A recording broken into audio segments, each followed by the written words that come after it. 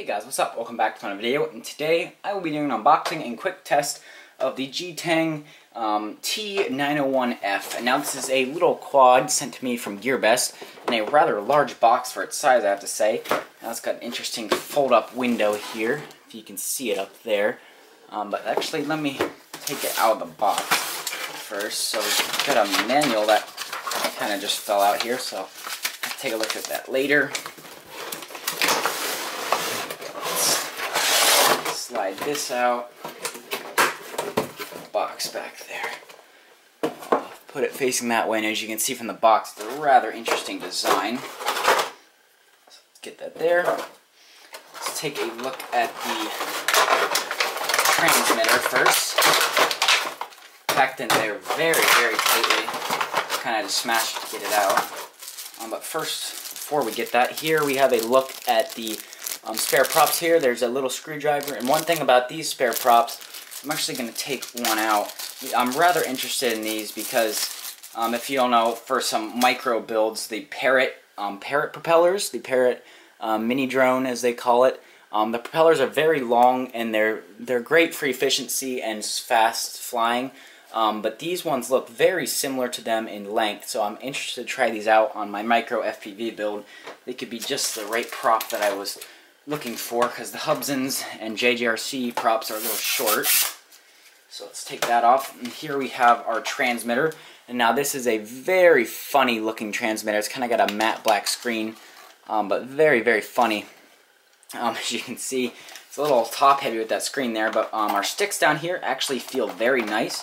Very smooth gimbals, and they are nice long sticks if you are a pincher or a thumb flyer. Got your 4 trim buttons, on-off button. Up here it looks like we have a power button, probably video, photo, and then brightness up and down. Then on the back there are, let's see, there's some shoulder buttons, but I believe only the right or the left ones here, so your right finger ones, are real, because these ones don't seem to click, but I'll have to investigate that further. And here, taped down, is a 4 GB micro SD card, so that's pretty decent size for this quad. Also have a USB charging cable here, pretty standard, ending in the micro LOSI or Molex connector. We have a battery, which is a 3.7 volt 500 milliamp hour battery, so 1S500. I'm not sure, because this comes with a LiPo to power the transmitter, or either the transmitter or the screen, and one for the quad. I think this is for the screen one. And there's also, here we have a little USB card reader to see the files off your recordings. You stick the card in there. And here's another charger, which looks a little, see, are they the same? Yeah, they look like the exact same charger to charge your other battery. So that's actually nice. They come with 2 chargers, because it can be a hassle to charge both at once. And here is another 3.7 volt 500 milliamp hour battery.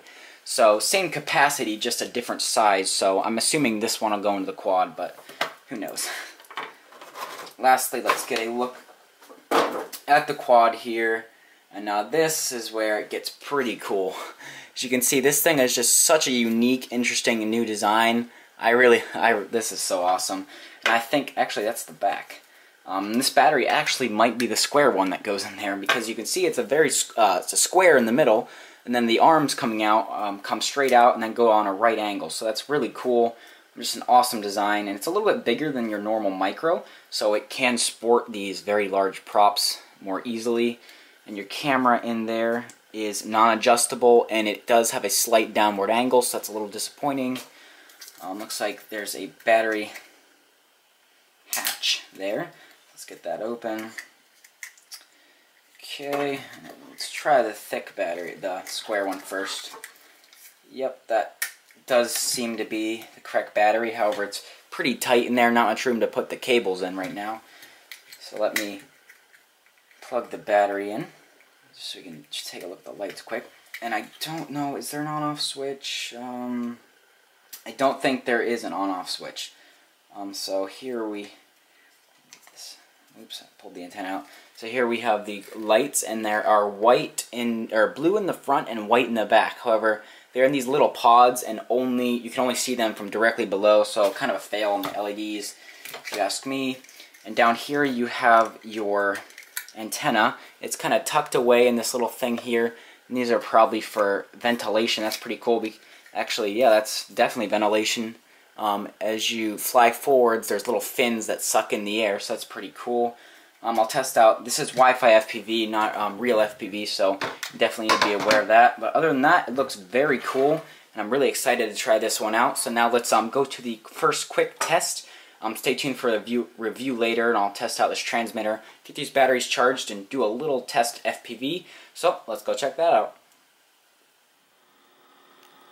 Okay, here we are for the first flight test of my unboxing quick test of the Gteng, I think it was T901F. As you can see, I already made a little modification to the battery door since it was really tight.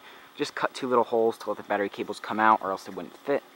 You got your camera here, so let me just set it down. And I got the batteries all charged, and let's turn on the remote.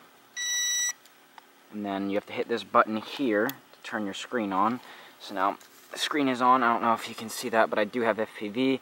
The screen is a little bit dim to use in the direct sunlight, however, it looks okay. Let me just wipe that off quick.